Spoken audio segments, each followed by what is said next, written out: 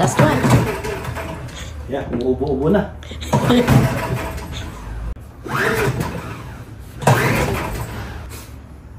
Ayun yung mag-ano.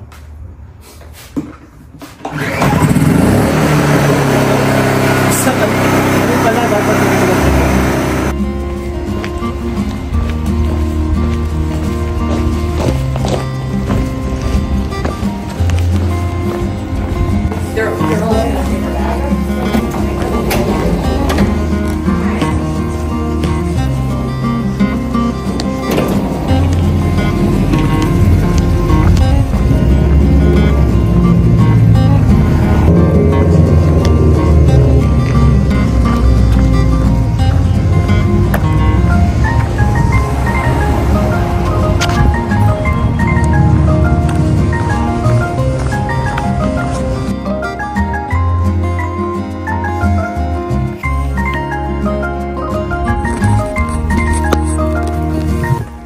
okay guys, so kakatapos ko lang ng work.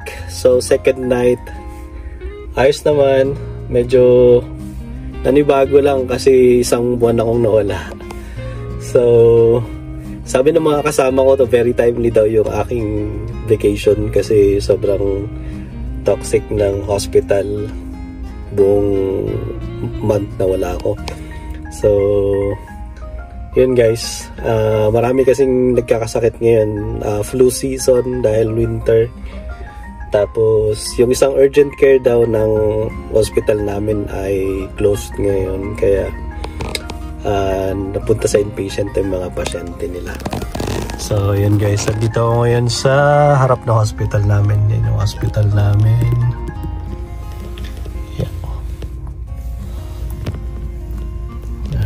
So, maliit lang tong hospital namin, mga 300 beds capacity. At okay naman dito. So, mahigit 2 taon na ako dito nagwo-work.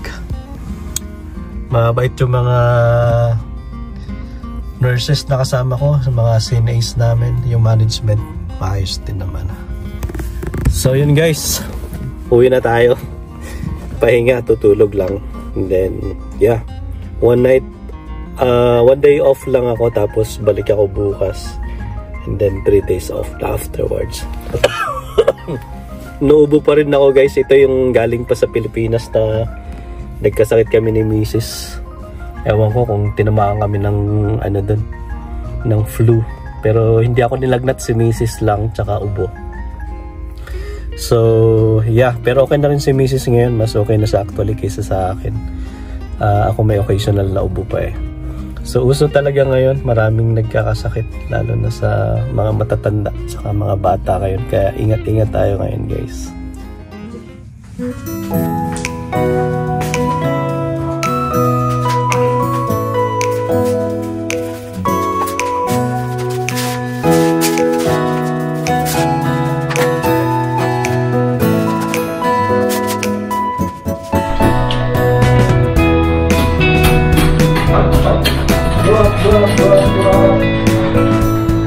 Here comes the light.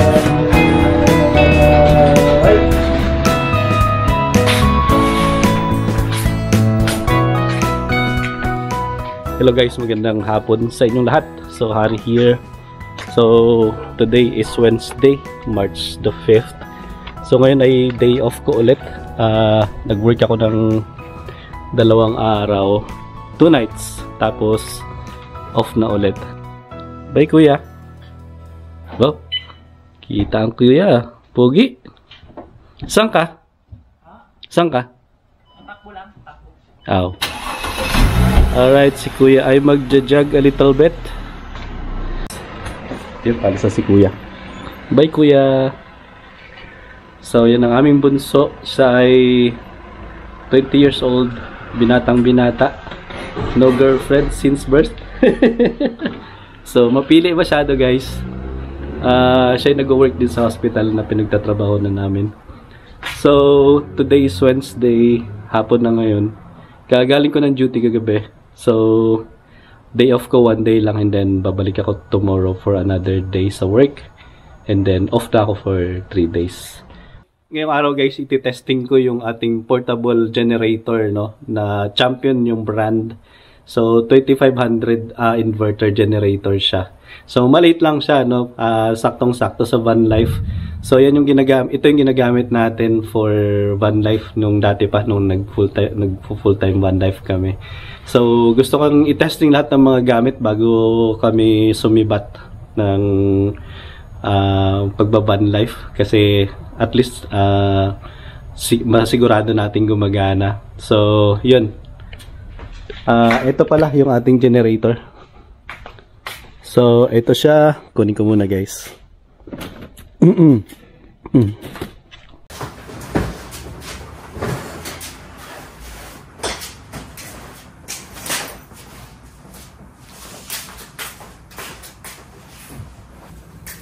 Okay, guys. Ito yung ating champion generator. So, 2500 siya.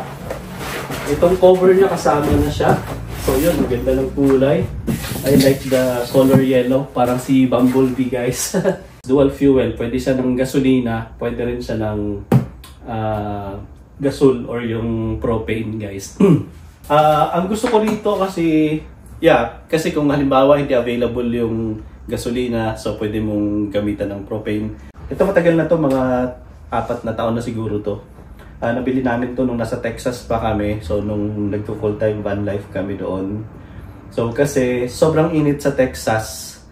At pag nasa van ka, mas lalong mainit. So since may battery, solar panel lang kami dati.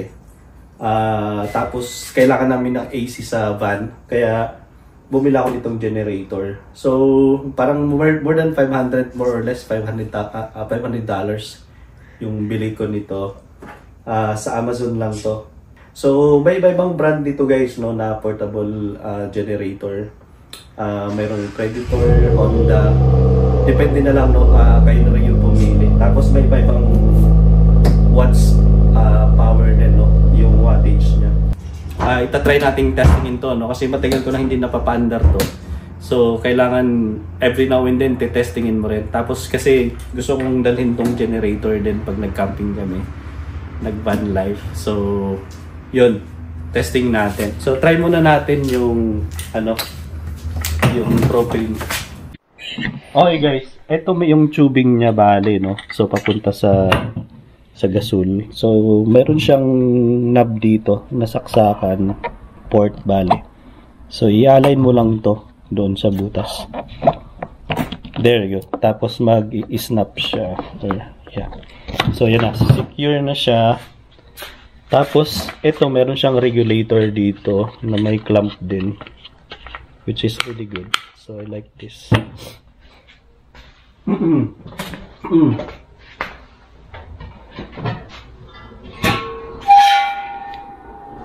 Tapos yun, kailangan mo nito. Okay, try natin pagdahin, guys.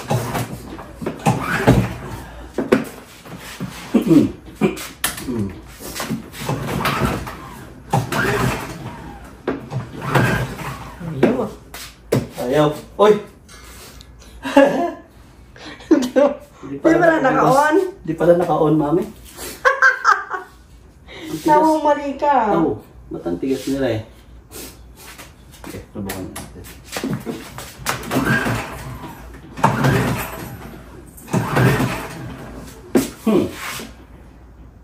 Ang problema, guys, itong knob niya hindi umiikot. Ewan ko kung bakit. Tigas, oh.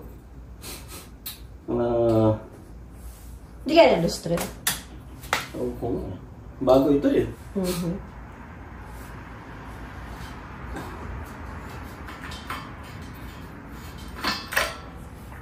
Okay, guys, so problema, hindi nag-o-open itong hindi ko alam, may problema yung tangke. So kukunin ko yung isang tangke ko doon sa likod. Kunin natin yung isang sa kanila.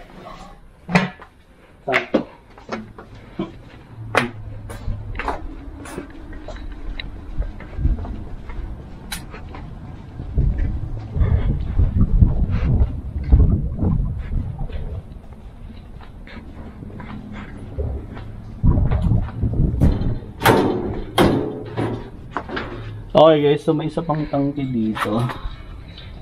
Pero tinan mo ang gaano. Yung isa ayaw mapihit. Problema yan. Ito yung problema. Baka na-stuck lang siya, pero baka naman ano.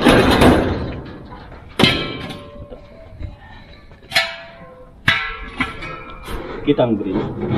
Yes, sir. Uy, sikulit na nga. Wawa. Bye, Kulin. Okay guys, try natin ito.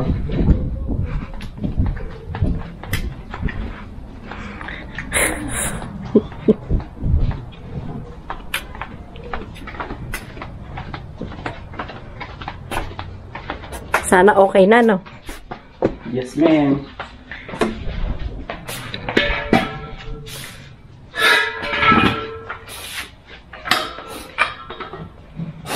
See? Yeah, so sana okay to. Palagay kayo okay. Okay. So, kailangan snug yung fit niya, guys. Tapos, open natin. Oh, yun ang gaan lang ito. Nag-ano agad, no? Yeah. So, guys, try na natin. Pinalitan natin yung tangke. Ito kasi, sayang ang bago-bago. Hindi ko mapihit, guys. Baka mahigpit. Try kong sprayhan ng ano mamaya. WD-40. Baka na-stock up lang. Okay, try na natin to. So yeah, na-on ko na yung yung knob ng ating gasuna.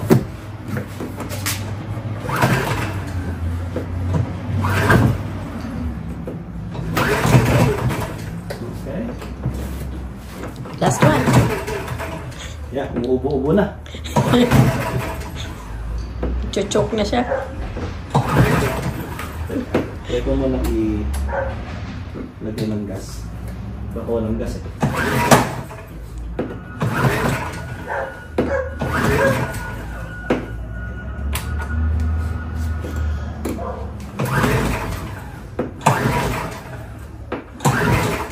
Oh no. Baba mo kaya, Dad, eh.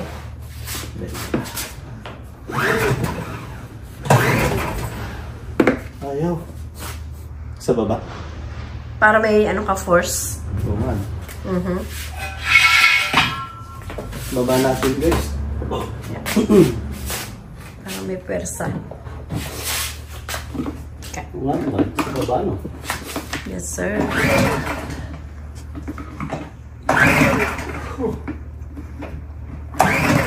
Ganda exercise to, ha? Palaki ng abs yan. Ayun yung mag-ano.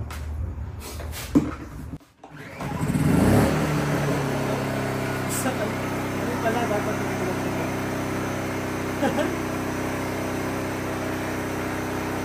okay, guys.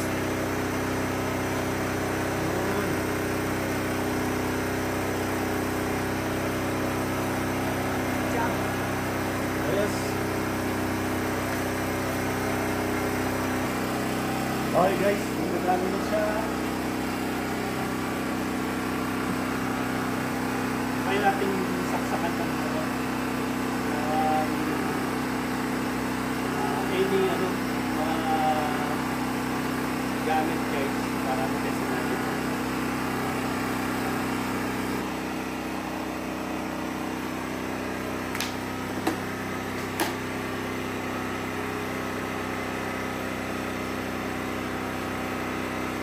Okay guys, testing natin yung outlet natin.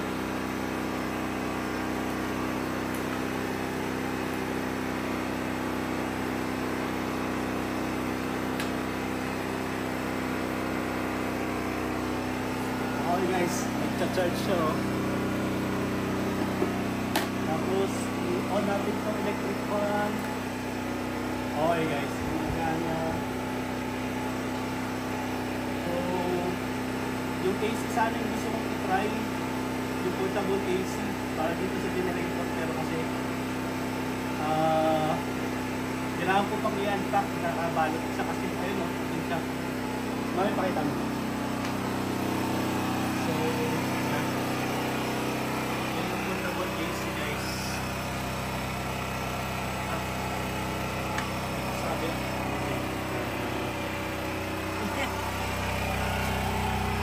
itsura niya guys. So pwede mong gamitin din sa bahay at kung sobrang init. Aircon. So 5,000 BTU siya. Kaya niyang kaya nitong champion generator.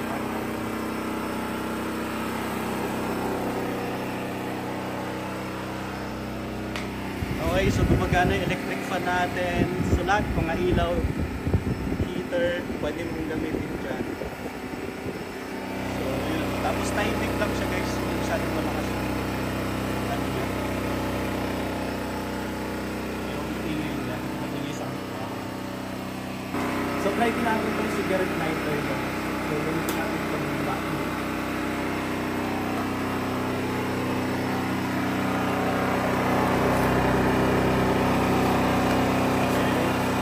Meron lang dyan cigarette na saksakan. Yan, nagana. Yan, ayun, gumagana.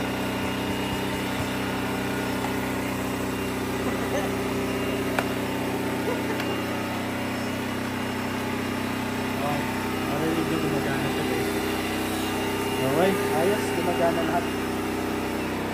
Pwede na linisan ang kotse. Yeah, kung gusto mo maglinis ng van, ito, maganda kasi maliit lang siya. Lagi lang yung parang 45 ang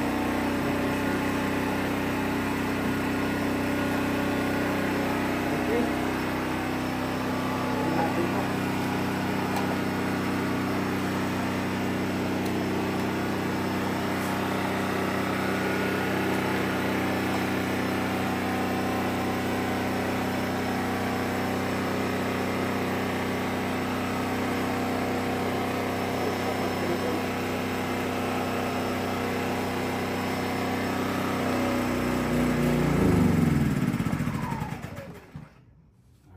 Job. Galing. Okay guys, so success yung ating trial nitong yung testing natin nitong ating champion portable generator, very lightweight, tapos very minimal yung noise. Matipid din to guys kasi maliit lang yung makina. Matipid din to sa propane or gas. Very important ito guys. So lalo na pagka emergency. So yeah, naalala ko sa Texas guys, merong nung 2020 nagkaroon doon ng hailstorm, snowstorm, ganyan. Hindi ko alam kung nabalitaan niyo yun, pero mayroon sa Houston na family sila guys. So siyempre, nawalan ng kuryente nung araw na yon. So ang ginawa nila, dito sila sa garahe, pinaandar nila yung kotse. Parang nakasara yata yung garage nila guys. Siyempre kasi siyempre malamig. Ang ginawa nila, tinurn on nila yung car sa garage, sabay naka-close yung garage. Ang nangyari na namatay sila dahil sa carbon monoxide or carbon dioxide poisoning, gawa ng tinurn on nila yung sasakyan sa loob nito, garage. Tapos naka-turn on yung heater din. So, yun, na-suffocate sila, namatay sila sa poisoning ng carbon monoxide. So, kaya kung magti-testing din kayo nito, kahit ganito lang guys. So, actually nakalagay ito dito, na wag mo siyang, iti-testing indoors. So, kaya binuksan ko yung mga, itong mga pinto ng, natin. Kasi, para hindi tayo carbon monoxide poisoning. Tapos may mga bagong unit na nito guys. Ano na siya? Meron na siyang CO2 detector. So ako naman, meron naman ako dyan sa van. Kailangan may flow ng hangin guys para hindi nagbi-build up yung CO2. So yun, magagamit na natin to guys sa ating adventures sa camping natin. So aside dun sa battery, so may backup tayo just in case kailangan natin ito guys. Tsaka di ba sabi mo merong may bagong may battery na yung pinupush mo ito. So, medyo nahirapan ka din. Yeah, nahirapan ako dito kanina magpaandar kasi nakalimutan ko pagka propane pa rin gamit mo, hindi mo na kailangan i-choke. So, ilagay mo nila kaagad siya sa kung for example propane. Pero pag sa gasolina, kailangan mo i-choke pag gasolina yung gamit mo. Kasi dual fuel to eh. So, yun yung ano, kaya medyo hard yung start ko kanina. Nakalimutan ko na, ganun nga pala. So, matagal ko na kasi itong hindi nagagamit, guys. Yun yung video natin for today, guys. So, don't forget to like, share, and subscribe Pinoy Nomads YouTube channel. Thank you so much for watching. God bless everyone.